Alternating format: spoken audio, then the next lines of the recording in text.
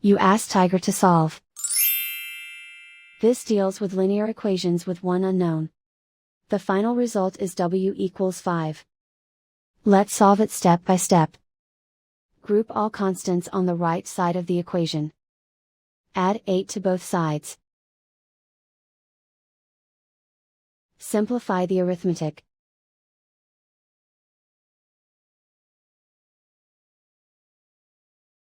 Isolate the w.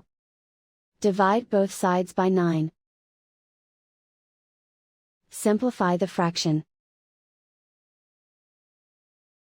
Find the greatest common factor of the numerator and denominator. Factor out and cancel the greatest common factor. And so the final result is w equals 5.